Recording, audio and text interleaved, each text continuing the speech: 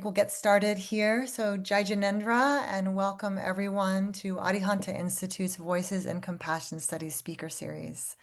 So last month we hosted the Yoga Darshana Yoga Sadhana conference, and we're glad to return to this series this month. The Compassion Studies initiative here at Arihanta Institute brings together leading scholars, educators, and thought leaders from Jain studies and related fields to explore how we can all live more compassionate lives.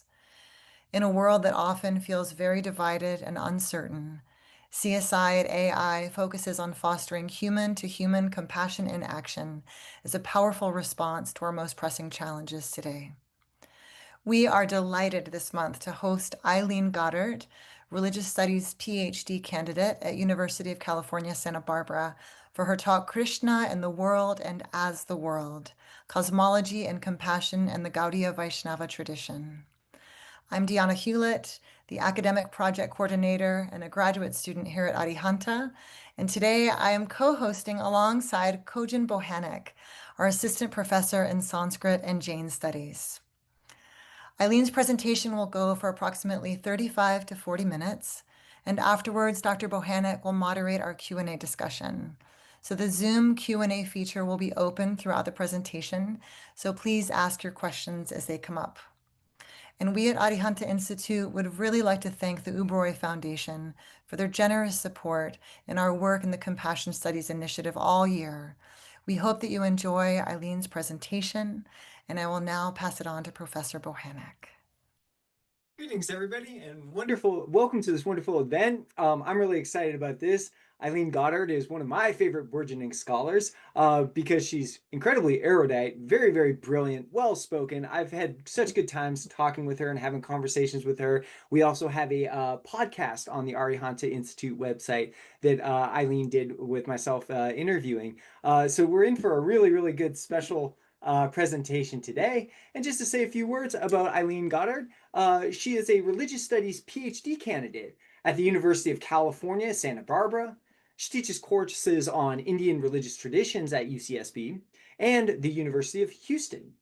Eileen's research focuses on the 16th century Gauḍīya Vaiṣṇava tradition and comparatively analyzes Indian religious constructions of perfected minds and bodies.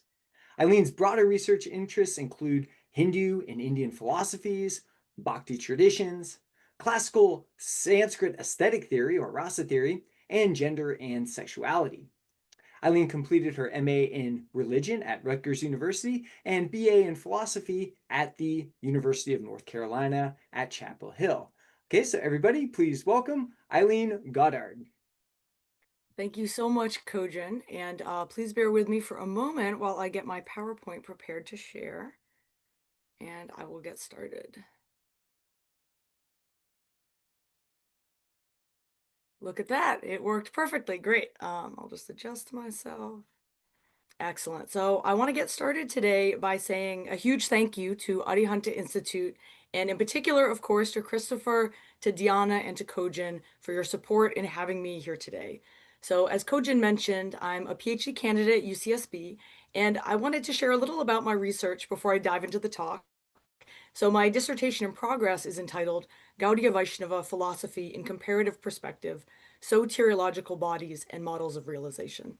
So my research examines the uniquely embodied soteriological framework of the Gauḍīya tradition, which I'll talk a little bit about today. But I look at it for my dissertation research in comparative relationship to certain contending South Asian philosophical bhakti and tantric traditions, including Patanjali Yoga, Advaita Vedanta, the Sri Vaishnava Sampradaya, and the Pancharatra ritual tradition. So my research addresses the interrelationship of cosmology and ontology, and with this in mind, I'm really thrilled to have this particular opportunity with my talk today to explore the connection in the Gauḍīya tradition between cosmology and this key ethic of compassion. So I'll dive into the talk first by giving a little bit of an overview of where we're going today over the next 30 minutes or so. So my talk's going to begin with a general introduction of the Gauḍīya Vaiṣṇava tradition, including some of its key figures, as well as its theological grounding as a devotional or a bhakti tradition that centers around the deity Krishna. Then I'll introduce how the theological framework of the tradition is interwoven with its larger cosmological vision of reality. Then I'll talk about some specific stages and gradations of devotion in terms of how each practitioner is theorized to advance spiritually according to the tradition. So finally, at this point, I'll turn towards discussing compassion specifically, as well as analyze the general place that ethics and virtues hold within this tradition, specifically analyzing how they relate in particular to its overarching bhakti framework. So I will in particular discuss the role of perception in spiritual advancement in terms of how bhaktas are theorized to develop the unique ability to see both themselves as well as all other living beings through this central lens of devotion to Krishna.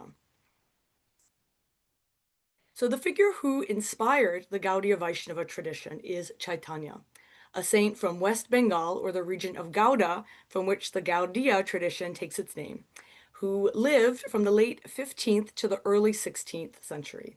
So Caitanya is known for having a luminous golden complexion, we can see it at the bottom on the right, as well as for his ecstatic devotion to Krishna that he expressed variously as through dancing, singing, weeping, and going into different types of intense bodily trance states. The Gaudiya tradition also importantly views Caitanya as being the incarnation of Krishna, as well as his female consort Radha in one body.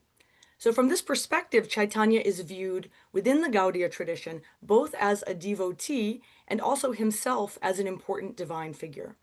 In terms of practice, Caitanya emphasizes the importance of the particular practice of nama sankirtana, the chanting of Krishna's holy names, and he sees this as being the most centrally important devotional practice to engage in, and he himself also did engage regularly in this practice. But Caitanya himself actually left very little in the way of writings, and so it isn't Caitanya who really developed the Gaudiya Vaiṣṇava tradition's systematic theology. Instead, it was 6 of his disciples, known as the 6 Gosvāmins of Vrindavana or Vrindavan, who practically developed and built the Gaudiya tradition, such that they are generally considered to be its theological and philosophical architects. The Gosvāmins developed the Gaudiya tradition in the 16th century in the North Indian region of Vraja or Braj, in which the town of Vrindavan is located, and they developed the tradition alongside a range of other Vaishnava schools that were emerging in the same area in a similar time frame. So my talk today is going to focus in on the theological perspective of 2 of these 6 Gosvāmins, with the most emphasis being given to the perspective of Jīva Gosvāmin, who is in particular known for his highly systematic philosophical system that he develops across his Shat or 6 philosophical treatises or Sandarbhas. My presentation today also draws on the work of Rupa Gosvāmin, who develops important aspects of Gaudiya theology in his work, the Bhakti Rasamrita Sindhu, or in English, the Ocean of the Nectar of Bhakti Rasa. So Bhakti Rasa is a technical term or the technical name for the perfected emotional states that are correlated with devotion to Krishna, as we will shortly be discussing in a bit more detail. So with that said, the Gaudiya Vaiṣṇava tradition is fundamentally a Krishna bhakti tradition. So the word bhakti is often most simply translated into English as the word devotion or devotional, and while I myself do really like and use that particular translation, I also wanted to make sure to point out that bhakti is also a technical term that means more than just any generic sentiment or feeling of devotion. Bhakti specifically indicates an emotional relationship between 2 specific persons, a devotional subject, known as a devotee or a bhakta, and a devotional object, a deity. So in the Gaudiya tradition, this personal relationship takes place between each bhakta and the deity Krishna. A Vaishnava tradition is one that identifies either Vishnu or Krishna as being supreme, and the Gaudiyas certainly believe Krishna to not only be the supreme deity, but the supreme Godhead, in the sense that they theorize Krishna as the ultimate non-dual reality that encompasses all. So generally, bhakti traditions place central importance on the cultivation and sustenance of the relationship between devotional subject and devotional object. In the Gaudiya Vaiṣṇava tradition, as in many other bhakti traditions, such relationship is not only presented as the central path of spiritual practice, but maintaining and relishing in that continued loving relationship eternally is also the tradition's central goal, such that the relationship is believed to continue on eternally after death as well. So the Bhagavata Purana is the main Gaudiya scripture, and of the 12 books contained within this Purana, the Gaudiya tradition places the greatest importance on the 10th book, which details Krishna's lila, or divine pastimes, that take place in the company of his bhaktas. Gauḍīya Vaisṇavas believe that Krishna's pastimes, or lila, that are outlined in the Bhagavata Purana became manifest on earth during the particular period of time that Krishna chose to manifest himself in the world. However, they also believe that these pastimes eternally unfold in Krishna's eternal transcendental realm known as Goloka, which transcends normative dimensions of both time and space. They theorize, however, that the paradigmatic bhaktas who are depicted with Krishna in the Bhagavata are not the only beings who participate in Krishna's eternal lila. Instead, they believe that all bhaktas have the innate capacity to someday participate in Krishna lila as well. To do so, each practitioner bhakta must realize one of 4 potential particular emotional types that are demonstrated by Bhagavata bhaktas. The Gaudiya tradition believes that every bhakta has a particular essential nature, Rupa calls this a vastu, that determines which one of these 4 emotional types they are individually capable of realizing. So the 4 possible emotional types are known by this technical term bhakti rasa, a term that both draws on and also redefines the concept of rasa from Sanskrit literary theory, which in the literary context refers to the primary aesthetic emotion that is roused by a Sanskrit play or poem. The Gaudiya tradition redefines the term specifically as an eternal devotional emotion. The bhakti rasas are then hierarchized from lowest to highest by the Gosvāmins in this following way that I'll outline right now, in relation to how emotionally intimate each one is in relationship to Krishna. So the first emotional type is at the bottom or most emotionally distant position of this hierarchy, and it is serviceful affection or dasya bhakti rasa. And this state is exemplified by Krishna's servants who attend to him devotedly in various ways. Then the second emotional type is devoted friendship or sakya bhakti rasa, which is exemplified by Krishna's male cowherd playmates, the gopas, who share a close friendship with Krishna. The third emotional type then is parental affection or vatsalya bhakti rasa, which is exemplified by Krishna's foster mother Yashoda as well as his foster father Nanda, who experience the intense parental love for a child concerning Krishna. The fourth, then, highest and most emotionally intimate type is Madhurya Bhakti Rasa, the selfless erotic love exemplified by Krishna's female cowherd beloveds, the gopis, who think of Krishna as their dearest beloved. Krishna, in turn, is himself equally devoted to each of the gopis, considering each one of them to be his own dearest beloved. So, importantly implied in the depiction in each of these 4 emotional states is the point that Krishna is believed to appropriately reciprocate the emotional state of every single bhakta. He is the majestic Lord to each one of his servants, the dearest friend to his gopas, the child to his parental elders, and the lover to his gopis. So practitioner bhaktas are theorized to be able to progressively cultivate and realize one of these 4 states, such that they eventually become able to fully participate in Krishna Lila in Goloka, initially while embodied during the deepest stages of meditation, and most wholly or completely after death, at which point they are believed to reside in Goloka with Krishna eternally. So with this in mind, I'd now like to introduce the Gaudiya cosmological framework or understanding of the universe, which, as I have already noted, identifies Krishna as being not just the supreme deity, but the supreme Godhead, who encompasses all people, all living beings, all places, things, worlds, etc. So Krishna also importantly encompasses all other deities, namely including Vishnu, who is viewed as being one of Krishna's own avatara forms or incarnation, in addition to other avatara forms such as Rama, who is depicted at the bottom right. And then we have the formed Vishnu there on the left, and Krishna in the sun all the way to the left. So in the Bhagavad Sandarbha, his second of 6 philosophical volumes, Jīva Gosvāmin further nuances Krishna's ultimate non-dual nature by explaining that Krishna possesses 3 distinct yet interwoven aspects: 1, Brahman; 2, Paramatman; and 3, Bhagavan. Brahman is the impersonal and nirguna aspect of Krishna without particular qualities. So because of such lack of qualities, Brahman is considered to be Krishna's comparatively lowest aspect out of these 3. Brahman is also described as being simply the effulgence or the light that emanates out of Krishna's highest Bhagavan form. And this sort of artwork on the left is sort of as close as we can sort of see to be able to depict this, where Bhagavan Krishna and his consort Radha are in the lotus mandala, and the light sort of streaming out would be then the effulgence of Brahman.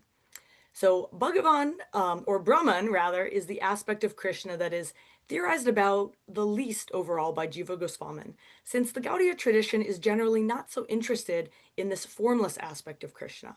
But Brahman is an important part of their theological understanding of Krishna, nevertheless. So Jīva outlines the second and intermediate aspect of Krishna then as Paramatman, the aspect of Krishna that demonstrates then both a macrocosmic and a microcosmic aspect. So from a macrocosmic perspective, Paramatman is the aspect of Krishna that oversees the realm of matter or Prakriti. Then from a microcosmic perspective, Paramatman is the form of Krishna that resides in the heart of every embodied being or jiva, illustrating that Krishna's presence remains eternally manifest within every living being at all times. So as Paramatman, Krishna adopts his four-armed Vishnu form. So the picture on the left, I realize, is a little difficult to see in very clear detail, but if you were to zoom in very closely on this picture, you'd see that four-armed Vishnu form of Paramatman present in the heart of every one of the living beings depicted in the forest. And we also see this sort of macrocosmic Paramatman hovering above them all. Then the third and the ultimate aspect of Krishna is Bhagavan, the complete and personal supreme Godhead that is believed to encompass both the Brahman and Paramatman aspects of Krishna that we have just been discussing. So Bhagavan Krishna is theorized to have an all-encompassing transcendental bodily form, the word for that being vigraha. So even though it's transcendental, it is a body, a vigraha, that is the repository of infinite qualities and powers or shaktis that both infiltrate and animate everything. So everything comes from Bhagavan Krishna. So Krishna's essential form in his transcendental realm of Goloka is as Gopala Krishna, who we see here on the left, his ultimate two-armed cowherd form, who bhaktas develop their personal relationship with. So with these 3 aspects of Krishna in mind, the Gauḍīya Vaiṣṇava understanding of the relationship between Krishna and each embodied being or jiva is further nuanced by the tradition's primary philosophical position known as Achintya Bheda, which I am translating here as inconceivable difference in non-difference. We can unpack this position as affirming that each jiva and Krishna are eternally distinct or different from each other, Bheda, as well as eternally non-different or the same as each other, abheda, much like sun rays and the sun. So from one perspective, every sun ray is the sun, but from another perspective, each sun ray comes from the sun, yet also remains eternally distinct from it. So much as Krishna sustains the existence of all beings, so a sun ray's very existence depends on the continued existence of the sun. So this sun metaphor also highlights that all beings are on the one hand fundamentally a part or an amsha of Krishna, and are on the other hand able to maintain their personal relationship with him eternally as his servant, friend, parental elder, or lover. This philosophical position also importantly includes this first term, achintya or inconceivable, highlighting that the paradox of simultaneous difference and non-difference cannot ever be wholly grasped by human minds through conventional language or conventional logic. So if the paradox of this isn't quite clear to you, then you would be in very good company. So based on this philosophical position, the Gauḍīya tradition views Krishna as being the omnipresent or all-pervasive Godhead that is present everywhere, such that nothing and no one can ever be considered as wholly independent of or entirely disconnected from Krishna. So we see this through the three aspects of Krishna that I've just discussed, through Brahman, Paramatman, and Bhagavan, who encompasses the other two. And we can also see it through Bhagavan Krishna's powers or Shaktis, which I'll get into now, of which there are three major types: Svarupa, Jiva, and Maya Shakti. So we'll take these one by one. So the first of these three types is Svarupa Shakti, Krishna's internal or intrinsic power that is then subdivided into three further categories: his Sandini power of existence or being, Sat, his Samvit power of consciousness or Chit, and his Hladani power of bliss or Ananda. So of these, Hladani Shakti, Krishna's power of bliss, plays a particularly significant role in that bhakti, the reciprocal and loving relationship between each devotee and Krishna, is considered by the Gosvāmins to be the highest aspect of this blissful power. Then the second type of Shakti is Jiva or Tatashta Shakti, with the word Tatashta meaning standing on the edge or standing on the border. So this particular power is associated with Krishna's intermediate Paramatman aspect that both governs creation and dwells in the heart of every Jiva. This power is in particular associated with embodied beings, demonstrating how the nature of every embodied being is located in between the transient realm of matter and eternal bhakti to Krishna. So because every jiva is governed by this power, each embodied being faces an ongoing choice to either turn towards Krishna and pursue this path of bhakti, or continue to face away from Krishna and remain immersed in the world of Prakriti and all of those prakritic concerns and desires that accompany that. Then the third power, Maya Shakti, is Krishna's external or extrinsic power that then constitutes the realm of Prakriti or matter itself. Prakriti is also considered as the realm of spiritual delusion through which a jiva continues to face away from Krishna and away from bhakti. Maya is Krishna's power, however, that pervades the world. And what's interesting about the way that Jīva Gosvāmin theorizes this particular power is that he theorizes that on the one hand, Krishna transcends the realm of matter as Bhagavan, in that he's not really concerned with the inner workings of Prakriti, and Gopala Krishna remains uninvolved in prakritic matters and concerns, in that he always resides in Goloka alongside his bhaktas. And yet, on the other hand, Krishna simultaneously does indeed pervade the prakritic world, both as Paramatman, overseeing and in the heart of every jiva, as well as in the sense that Krishna is fundamentally non-dual in nature, in that nothing, including the realm of Prakriti, can ever be said to exist entirely apart from him. So then, a jiva who decides to face towards Krishna in bhakti begins with bhakti practice or sadhana, which Rupa Gosvāmin outlines in his Bhakti Rasamrita Sindhu as having two primary types. The first is Vaidhi Bhakti Sadhana, a system of practice that includes 64 different practices. You can practice one, more, or all 64. And they are all based on following Vaishnava scriptural injunctions, out of the fear of what kinds of karmic repercussions may happen if you don't carry out your spiritual practice. So varying Vaidhi practices emphasize the immersion of each bhakta's body, mind, and speech in Krishna to the greatest degree possible. So these include initiation by a guru, instruction by a guru, hearing about Krishna, singing Krishna's holy names, meditating on Krishna, living in or visiting holy places, worshiping Krishna's image or images in temples, consuming food and other types of offerings like flower garlands and incense after they have been offered to Krishna, etc. So then the second, more advanced, and to the Gosvāmins much more preferable type of practice is Raganuga Bhakti Sadhana, which is then guided by a bhakta's desire to develop the same kind of loving and emotional relationship with Krishna that the paradigmatic Bhagavata bhaktas experience. So practically, Raganuga bhaktas engage in many of the same practices as those who practice Vaidhi do, such that the key difference between the two types is not what you're physically doing as much as the underlying emotional state that accompanies the practice and what your motivation is, whether you're primarily interested in observing the rules of scripture out of fear or doing your practice out of love for Krishna.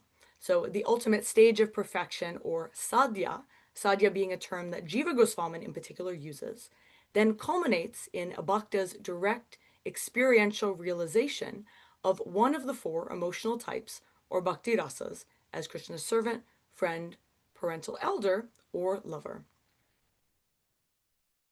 In Bhakti Sandarbha, the fifth of his 6 philosophical volumes, Jiva identifies 3 particular developmental stages of devotion through his outline of 3 gradations of devotees, which I'm now going to be discussing in some detail. So I've listed all 6 Sandarbhas here alongside the major topics that each one focuses on. And of these, Bhakti Sandarbha is the only volume that really addresses the topic of devotional practice. The preceding 4 volumes, Tattva, Bhagavat, Paramatma, and Krishna Sandarbha, outline different aspects of Gauḍīya cosmology, theology, and philosophy, and then the 6th and final volume, Priti Sandarbha, focuses on the ultimate stage and eternal reality of devotional perfection. So it is specifically in Bhakti Sandarbha that Jiva focuses on the progressive spiritual advancement of a Jiva, which he does at least in part through this system of 3 gradations. So for each gradation, Jiva emphasizes the particular way that a bhakta generally perceives themselves, perceives the world, and perceives Krishna, highlighting that such perception of self-world and Krishna develops and shifts in really important ways as one's devotion advances. So the first gradation of devotee that Jiva identifies in Bhakti Sandarbha is that of a beginner or a neophyte bhakta. So this is someone who, according to Jīva Gosvāmin, has very recently come to the path of bhakti and is just beginning their spiritual journey. Such a person is characterized as only being able to perceive and worship Krishna in his deity form, as found in a temple. We can see some lovely deity forms of Krishna here below with his consort Radha. And at this particular neophyte stage, an emotional flavor of love, or bhakti rasa, has not yet manifested within that devotee. Jīva Gosvāmin emphasizes that such beginners, namely, do not perceive Krishna as being present within any other living beings, and because of this lack of perception of divine presence in others, Jiva writes that beginner bhaktas have not yet developed the devotionally motivated feelings of care, compassion, and reverence towards others that are indeed characteristic, as we'll see, of more advanced devotees. So Jiva quotes Bhagavata Purana 10:84-13 to illustrate certain qualities of a neophyte bhakta, and this verse reads in part, "One who thinks himself to be the bodily carcass that is composed of the 3 elements of mucus, bile, and air, who thinks of his wife and other family members as his own, who thinks of earth and images as worshipable, and the water of a river to be a sacred pilgrimage site, but who does not recognize realized saints as being dear to himself, as his family members, as being worthy of worship, or as places of pilgrimage." So this is sort of outlining some of these characteristics of a neophyte devotee. So according to this verse, beginner bhaktas only recognize their transient prakritic body as themselves, and they only feel attachment to worldly things, their worldly family members, worldly places, yes, deity forms of Krishna, etc., and holy places, but importantly at this stage, they do not yet feel such attachment either to great bhaktas or to Krishna themselves, since they do not yet recognize their eternal interrelationship with him, which will then shift, as we'll see in the later stages, their perception of self, world, and Krishna. So now the second gradation that Jiva details is that of an intermediate devotee. So even though a particular flavor of emotional love, or bhakti rasa, has not yet arisen in them, intermediate devotees are said to both experience the feeling of sincere devotion to Krishna, as well as feelings of friendship and camaraderie towards all of their fellow bhaktas. Intermediate devotees are also theorized to feel compassion towards all non-devotee jivas who continue to suffer in the realm of Maya and Prakriti due to the fact that they are not Krishna devotees, such that they haven't yet tasted the bliss and joy of devotion. So we see here that compassion and love for other beings is starting to develop for an intermediate devotee, even though it is not at this point yet fully developed. The highest or most excellent devotee then is termed a Mahanta or a Mahabhagavata by Jīva, who correlates such bhaktas with three particular qualities. One, having the highest and the most intimate degree of love for Krishna. Two, being able to directly perceive Krishna in various modalities, as we'll discuss. And three, being free, completely free from all desires outside of the realm of devotion. So you still will have desires to have this relationship with Krishna, etc., but all prakritic desires are gone.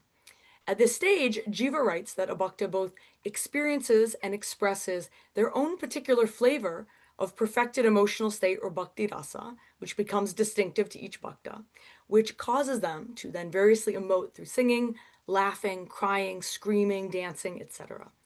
Jīva also notes, and this is really important for my presentation today, that it's at this point that a devotee's perception of Krishna noticeably widens and deepens such that they become able to perceive Krishna's divine presence everywhere. Jīva connects two particular Bhagavata Purana verses to this group of most excellent or highest devotees, such as Bhagavata Purana 11.2.41, which states that, concerning this most excellent devotee, with undivided devotion, he bows to the sky, air, fire, water, earth, celestial bodies, living beings, the four cardinal directions, trees and other immovable beings, rivers and oceans, considering everything in creation to be the body of Hari. Jīva then also quotes Bhagavata Purana 11.2.45, which reads, "The highest bhakta perceives the presence of Bhagavan in all beings and perceives all beings in Bhagavan." So both of these verses demonstrate how these most advanced bhaktas experience both the deepest and widest divine vision of the world as being fully permeated in all ways by Krishna. So concerning such excellent bhaktas, Jīva writes that they feel the most intense possible feelings of friendship towards fellow devotees, to the point that they feel blissful at the very sight of another bhakta. However, he also clarifies that great devotees also specifically feel great love, great compassion, and great reverence for all jivas, and not only for their fellow bhaktas. Jīva Gosvāmin connects this to the fact that Mahabhaktas develop the ability to perceive Krishna's omnipresent divine nature, such that they recognize that everything and everyone remains eternally encompassed within Krishna's non-dual divine body, and are able to directly perceive the truth that Krishna resides inside every single living being's heart. Jīva emphasizes that such bhaktas even perceive Krishna's presence in the hearts of their enemies, to the point that they will even bow down to such enemies at the very sight of them, due to this advanced perception of Krishna's divine presence within their hearts.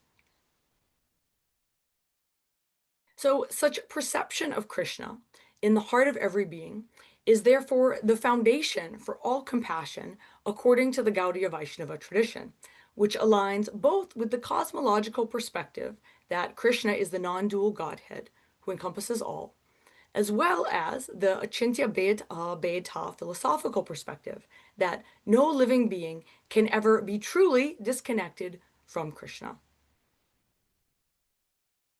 So with this foundation in mind, I want to also make clear the important point that in the Gauḍīya Vaiṣṇava tradition, bhakti itself always remains the central pursuit, virtue, ethic, practice, and goal. The tradition never at any point suggests that any one particular virtue or ethic should ever be cultivated apart from devotion. Instead, devotion itself is repeatedly proposed as the central vehicle through which any and all other virtues can effectively develop. Thus, care, compassion, and reverence for all jivas is theorized as something that naturally develops in great bhaktas, who become able to directly perceive the fundamental relationship of every jiva to Krishna as his amsha or eternal part, in which he as Paramatman resides. In Bhakti Rasamrita Sindhu, Rupa Gosvāmin describes the key point that bhaktas naturally behave ethically and virtuously at all times as a direct byproduct of their spiritual advancement in bhakti. Thus, all virtues are said to be naturally evident in all advanced bhaktas. Rupa, for instance, quotes a verse from the Skanda Purana that illustrates how bhaktas naturally embody the key ethic of ahimsa, or nonviolence. The verse states that, quote, those who are engaged in devotion to Krishna never harm other beings. Such a point highlights that any Vaishnava who behaves unethically, unkindly, and or is not compassionate to others certainly must not actually be a bhakta. In Bhakti Sandarbha, Jīva Gosvāmin also specifically connects the natural care and compassion for other jivas that great bhaktas have to their bhakti rasa. Krishna, according to Jīva Gosvāmin, never leaves the heart or mind of a bhakta who has realized bhakti rasa, so bhakti rasa has manifested within them, such that they remain immersed in dynamic waves of love for Krishna at all times, which then consequently overflow or spill over, such that their central love for Krishna ultimately extends also towards all other human beings. So, with that said, I want to point out that according to Jīva Gosvāmin, the greatest and the most compassionate act that any bhakta can potentially perform is to bring another living being into Vaishnava community by speaking to them about Krishna, such that they can actively engage in the very important initial practice of Shravana, or hearing about Krishna. So Jīva Gosvāmin explains that because it is through Shravana, or hearing about Krishna, that any being begins their bhakti journey, speaking about Krishna is considered to be the most compassionate offering of the highest truth, as well as the important and primary way that Krishna's divine grace can be effectively distributed in the world through his bhaktas. So again, with this example, we see compassion being sort of understood through this central lens of devotion. And I love this picture of Krishna, so I wanted to conclude it. And so with this, at this point, I'd like to conclude my talk by mentioning the upcoming course that I'm going to be teaching for Arihanta, entitled Devotional Bhakti Approaches to Compassion in the Caitanya Vaiṣṇava tradition. So this course is available for self-study beginning Monday, October 6th. And in this particular course, we're going to dive even deeper into compassion and its connection to Gauḍīya cosmology, as well as look in more detail at narratives about Caitanya's life and some of the egalitarian values that he expressed, as well as see some examples of Gauḍīya Vaiṣṇava practitioners who have made compassion and specific compassionate community actions a really integral part of their devotional lives. So this talk is just sort of the tip of the iceberg of compassion in the Gauḍīya Vaiṣṇava tradition. And so if you're interested, please join me for the course. And there'll also be a reading, at least one reading by Kojin Bohanec and his wonderful new book. So join me if you'd like. But thank you so much for your attention. And now at that point, I will conclude my presentation and turn it back to Kojin to help moderate any questions or comments that have been raised. Okay, Eileen, bravo. Wow, thank you for just such an inspiring and enlivening discussion. I mean, I could really feel the energy in your passion in your presentation, and it's very informative as well, too. You really gave a nice overview of Gaudiya Vaishnava theology that was really, really, really perfect. Thank you so much. Thank you, Kojin. Fortunately, have one question. This is from Cindy, and she asks, how can a Christian incorporate their beliefs with this? Well, that's sort of interesting, and I think because even as I was preparing this presentation, I myself grew up Roman Catholic. And so, although I'm not a Christian scholar, I think that the idea of divine presence in the world is something that cuts across a lot of religious traditions. And I don't think this is something that is distinctive only of the Gaudiyas. And I think that this idea of perceiving the divinity in other beings, I think is something that can absolutely be adapted by people, no matter what your idea or understanding of that divinity is. That seeing that central connection to God, whoever the Godhead is to you, whether it's Krishna or Christian God, etc., that I think that that is something that absolutely cuts across many traditions and hopefully inspires compassion, not only for practitioners of the Gaudiya, not only for Hindu practitioners, but practitioners of other traditions as well. So that's one thing I would say in response to that. Yeah, that's a really nice thought. I think in general Christianity tends to be a bhakti tradition too, right? Just by a different name. I mean, when Jesus is asked in the four Gospels, each time what the great commandment is, what the central commandment is, each time he responds with love. Love thy neighbor as thyself and love thy Lord thy God. So in that sense, also I think Gaudiya's don't put anything above love, right? It's not like maybe you can say something about this, Eileen, how in different Hindu or other traditions, bhakti might be just a means to an end, right? It's like we'll do our prarthana, we'll do our Archana Vigraha worship, we'll worship God with love, but then it's understood that eventually that won't be part of the ultimate reality. Like, how is that different for Gaudiya's? Can you say something about that? I Sadhana versus can. And thank you for bringing that up because this is a really important point. And I mentioned it in one of the slides, but you're right. Let's say it again, that the fact that bhakti, or this devotional relationship, again, and that's why, even though I like the translation of devotion for bhakti, it's a continued relationship. It's a relationship that has no end.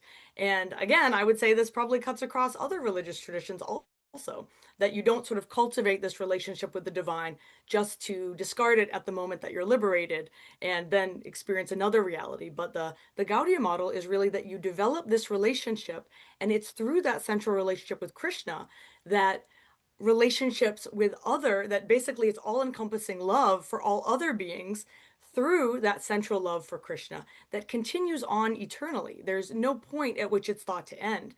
And in some of the other, my dissertation research looks at some other traditions that have different models here. And I'll name two: the Patanjali Yoga tradition and the Advaita Vedanta tradition, that bhakti can be present in both of those traditions, but in both of those, it's a means of practice to get you to a point of liberation, at which point the liberatory state, that relationship no longer continues, or it's no longer an integral part of that liberatory state. So that is something that is really important to the Gaudiya tradition, and is really one of the reasons why I've been so interested in researching and being involved in this really complex and interesting tradition, is because of that relationship. And even being an embodied relationship eternally to continue is a very unique model that, as you well know, is fascinating, and so much can be said about it. Yeah, so as you describe it, we have like love and emotion really that is at the highest level of reality, our highest level of realization. We don't discard our emotions. But it also seems to maybe imply like sort of a bimodal form of emotion, right? Like we have worldly emotions that can be problematic, right? Like if we feel excessive, anything, it can be problematic. So there seems to be like a sort of a polarity between ways that emotions can be. We have worldly rasa or emotions, and then we also have transcendental rasa. And it's interesting when you use the word raga nuga bhakti. I think people who are students of yoga might immediately recognize raga as one of the kleshas, avidya smita raga dvesha binivesha pancha klesha, right? So it's very interesting that we'd be following a path of raga, which in the Mhm. Patanjali yoga system is framed as a klesha, as a mental defilement, and that the Shrama traditions talk about as a mental defilement. But then all of a sudden, it seems to be the highest mode of practice and realization. Maybe you could say something about like worldly versus transcendental emotions. That's such a great point, because you're absolutely right that raga for prakriti, or prakritic things, is problematic generally across various Indic traditions. But raga for Krishna is again sort of filling that sort of double role, that there's a transcendental sort of double to everything. And that's what's interesting, where I was talking about the Jiva Shakti, or this sort of power of Krishna that is in the hearts of beings, and the fact that jivas can be, you can be living in the same prakritic world surrounded by all the same things, and your vision can be entirely different. So it's not that I have to physically remove myself from the room that I'm in, the place that I'm in order to have this divine vision. I can still be here living in the world of prakriti, but through that lens of raga for Krishna, everything becomes transformed into Krishna. And that's why I love that Bhagavata verse about how one sort of naturally wants to bow down to everything, seeing Krishna's presence there. A river can just be a river, or you can see that it's imbued with Krishna's divine presence. And the same thing, especially in terms of compassion, that other beings, even people you dislike or enemies, and I was just looking at those verses from Bhakti Sandarbha, and I feel like it's as prescient a time as any to really think about the implications of that, the bowing down to one's enemies, seeing the divinity within them, which is that's a really tall order to do. But the fact that a bhakta wouldn't even think about it, they would just naturally do that because they see Krishna within that person. So it's sort of clearing away that prakriti vision and having this Krishnified bhakti rasa vision, which I find very inspiring. And the fact that, like, yes, we have the eternal bhaktas in the Bhagavata who are eternally frolicking in Goloka, but we can also be here in this current world, also accessing that type of divine vision, which I is very interesting and meaningful to me. Oh yeah, it's such a nice vision. Bhakti Vilochana, I believe it's referred to. Hmm. Samhita, yes. Yeah, the Bhakti Vilochana, the ability to be able to see the divinity in all things. That's really nice. I guess that sort of dovetails, like, do we see the divinity in animals? And there's an anonymous question here. Do non-human animals partake in bhakti practices in the Gaudiya tradition? I think we might be reminded of something like Saint Francis of Assisi's relationship to animals or something there. Do you have anything to say about the status of animals partaking in bhakti, and what is the divine status of animals? Well, so I would absolutely say that, because for this course that I'm in the work I'm doing with Arihante, it's mostly focused on compassion towards living beings. But with that said, compassion to the entire world, including all the non-human living beings, is also a really important theological tenet in the Gaudiya tradition. So absolutely, animals are also seen as having Krishna's divine presence within them. And in terms of animals practicing bhakti, it's typically something that it's human practitioners who are practicing it, but animals absolutely, to my understanding, they absolutely have that presence of Krishna within them, even if as animals, they're not going to be able to do Raganuga Bhakti Sadhana to the extent that humans are able to do. But there's definitely some Purana stories of animals getting good effects or being liberated and sort of reaping the benefits of other spiritual practices. But animals don't tend to be bhakti sort of agents or practitioners in the same way. But you might have some insight there, Kojin, too, if there's any narratives you can think of. Yeah. I've actually written two papers on animal personhood in Chaitanya. Mm. So I have two papers written on animal personhood and how they're people just like us. And actually, I have, if I can plug my book right here, Please do. It's in my course too. So yeah, go ahead. my book on Gaudiya Vaiṣṇava ethics, Bhakti ethics. The cover of the book has a picture of the Jharkhand forest incident in which Lord Chaitanya gets all the animals to start singing and dancing, and they're effectively practicing bhakti, That's just right. like very advanced bhaktas. So there are instances of, first of all, animals having the same status of personhood, which is very, very important for ethical consideration of animals, but also legal consideration of animals. If animals are people, if they have personhood, then they're subject to legal considerations as well too. And the Gaudiya Vaishnava tradition will very much defend animal personhood. And then also there are some instances of animals practicing bhakti, particularly that wonderful Jharkhand forest episode. So yeah, thank you for elucidating that about the issues with non-human animals. I think we have another interesting question here.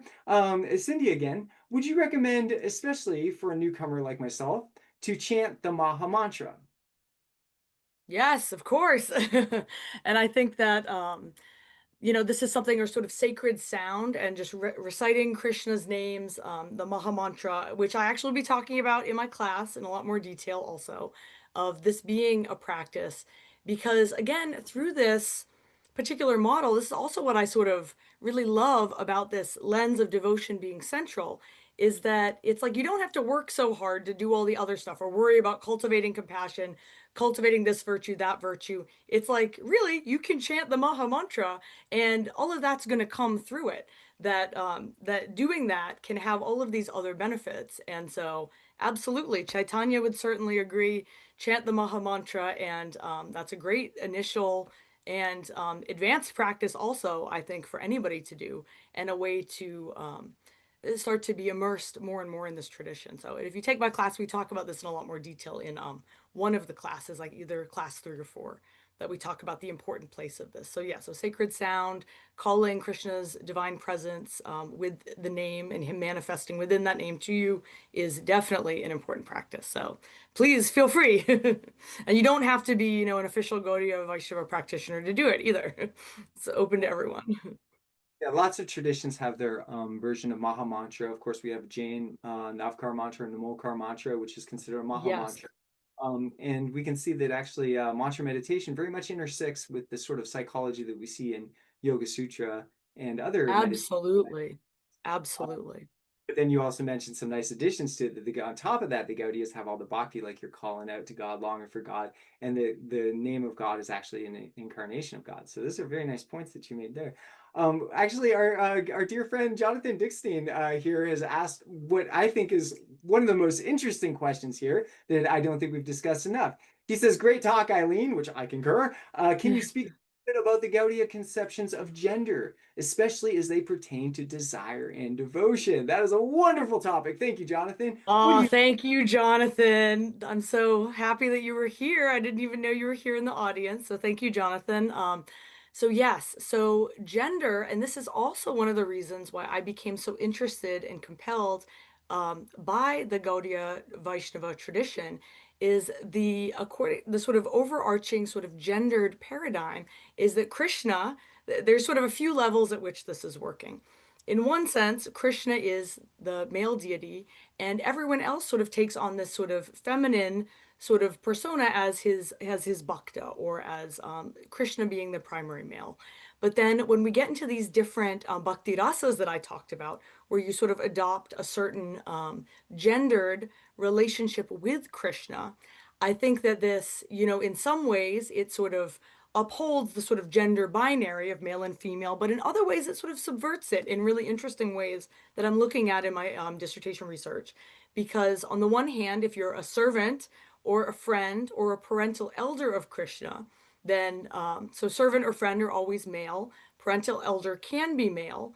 And so it doesn't matter what sort of body it is that you're in, that sort of what your eternal gender identity, your eternal relationship with Krishna does have a gender within the system, but it could be male. I could have the eternal gendered Siddha Rupa or Siddha Deha, the perfected devotional body that I didn't even get into for the purposes of this talk because it's so complex and interesting. It would have taken over the talk, but that could be male, and I could be living my life, as Eileen Goddard, a woman, but at the deepest level of my being, be this eternal male bhakta in relationship to Krishna.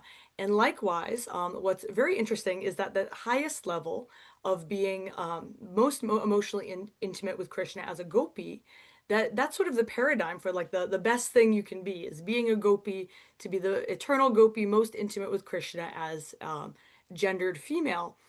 And the sort of some of the Gosvāmins were considered, being sort of a male in a male body, but being a gopi inwardly is sort of a sort of wonderful paradigm of spiritual realization, which as much as the Gosvāmins, they didn't think you should then, outwardly um, express that in certain ways. In some of the writings, they were a little more conservative in that way, that maybe you shouldn't express that. But this idea that a spiritual gender can exist, and then you know, whatever your sort of prakritic gender identity can exist, and that they're separate, is very interesting, sort of coexisting within one body.